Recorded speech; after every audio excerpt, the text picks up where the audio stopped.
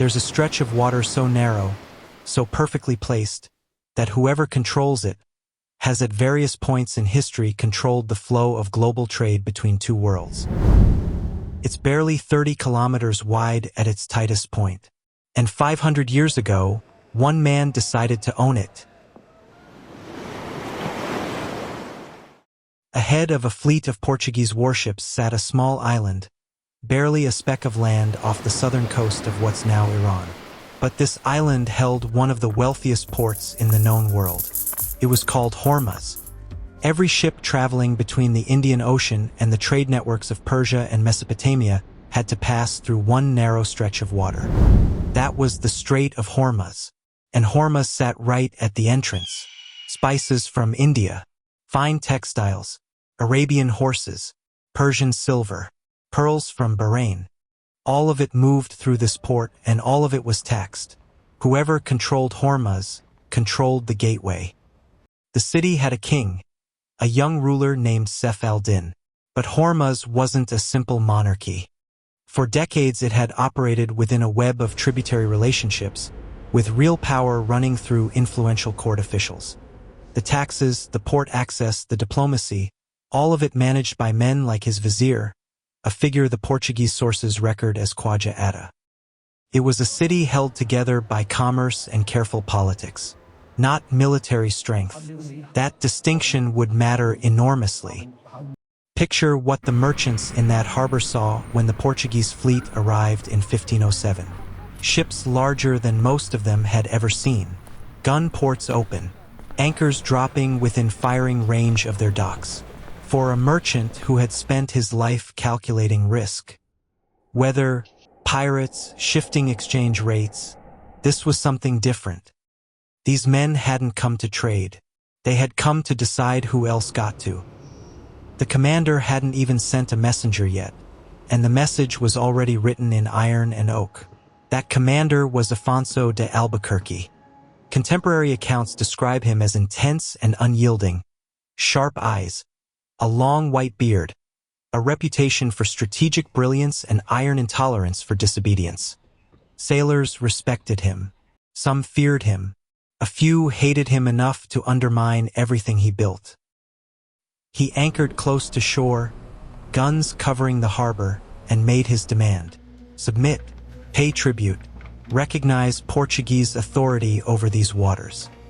This was part of a system the Portuguese were building across the entire Indian Ocean, a licensing regime called the Cartas system.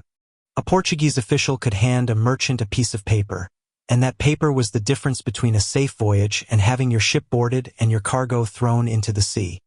No army needed, no territory required, just paper, guns, and the credible threat of using them. No pass? Your ship could be seized, looted, or sunk. The rulers of Hormuz looked at the guns in the harbor and agreed. Work began on a Portuguese fortress. Stone was hauled in, foundations were laid, walls started to rise. But then everything fell apart, not from outside, but from within. Several of Albuquerque's own captains began to resist his command. Men operating thousands of miles from Lisbon, with their own ambitions and agendas. Coordination broke down. Supplies ran thin. The Gulf's brutal heat made prolonged occupation a misery. Construction stopped. The Portuguese withdrew. Everything they'd seized in days gone just as fast. Back in Lisbon, his rivals used the withdrawal against him. His reputation took a serious hit. He had to fight politically just to secure the resources to try again. He was in his late 50s. He'd spent decades away from Portugal, building an empire his king would largely take credit for. He knew he was running out of time. This wasn't just unfinished strategy. It was unfinished business. The problem in 1507 wasn't courage. It wasn't firepower. It was that he had no base, no place to repair ships, resupply, or keep men healthy between campaigns. He was trying to hold an ocean with nowhere to stand. In 1510, he captured Goa on the western coast of India, and that changed everything. Shipyards, weapon stores, a permanent garrison, a tax base. From there, his fleets could patrol the Arabian Sea continuously, not just in bursts. He didn't just gain a city. He gained the ability to project power without stopping. In 1515, Albuquerque returned to Hormuz. Larger fleet, unified command, one objective, permanent control. Inside Hormuz, rival factions had been tearing at each other for years. The city's ability to resist had quietly collapsed. There was no organized defense waiting for him. The Portuguese warships entered the harbor. Their cannons could threaten both ships at sea and structures on shore. Firepower the local forces simply couldn't match. Negotiations happened, but under the shadow of those guns, resistance never really formed. For the rulers of Hormuz, there was no good choice, only the calculation of what surrender would cost versus what resistance would destroy. They chose to survive, and in doing so, they handed over something they would never get back. The rulers gave way. This time, the fortress was finished. A stone fort rose above the harbor, built to last, positioned to dominate. Direct line of sight, direct line of fire, over every vessel entering or leaving the Gulf. From that position, they taxed the ships, redirected them, when necessary, stopped them. The Strait of Hormuz became something more than a geographic choke point. It became a managed one. Hormuz was now one piece of a much larger puzzle. Together with Goa and Malacca, seized in 1511, the Portuguese controlled three critical nodes of global trade. Hormuz guarded the Persian Gulf. Goa commanded the Arabian Sea. Malacca locked down Southeast Asia.